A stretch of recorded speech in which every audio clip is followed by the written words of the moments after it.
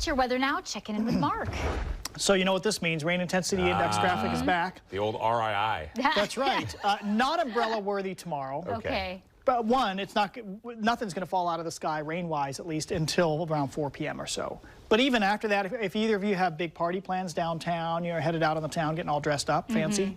Wherever Nora goes, it's a party. Yeah. So, Oh, then it's right here. Yeah. If, for example, those were in your plans tomorrow evening, just plan on light, it's just light rain tomorrow evening, no significant wind coming with that. So we'll call it not umbrella worthy, even when it does rain coming up for tomorrow. So that's your plan for Saturday. Sunday, a little different stories we'll get to.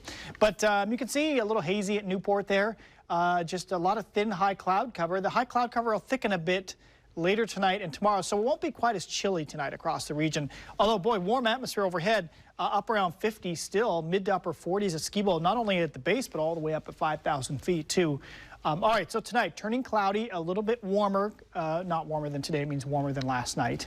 So we're all going to stay in the 40s for lows tonight, west side, and 20s and 30s east of the Cascades, but still dry. Big picture here as we look a week ahead, maybe beyond, frequent rain and occasional wind all of next week.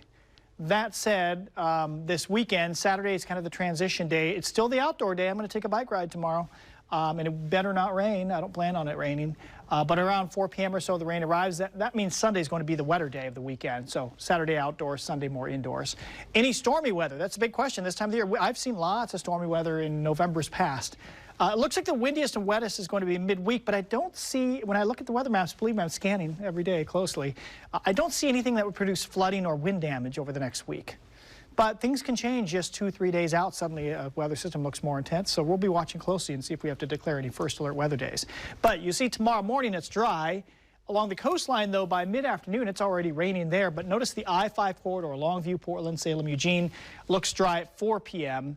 And then this kind of weak system drags through tomorrow evening. That's your evening rain. The leftovers are still over us early Sunday, but I think most of the rain Sunday will be in the afternoon hours. Very gray and rainy afternoon coming up on Sunday. And then this is actually a pretty strong cold front right here, 1 a.m.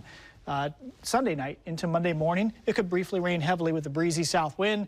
Then lots of showers will follow Monday. If we add all that up, the rainfall forecast will go through Sunday, first through early sunrise Sunday, which includes Saturday evening's rain, 1/4 inch or less, most likely. But then, pretty juicy stuff coming in later Sunday and into Monday morning. So by that time, we could have 1 inch of rain by Monday during the morning commute.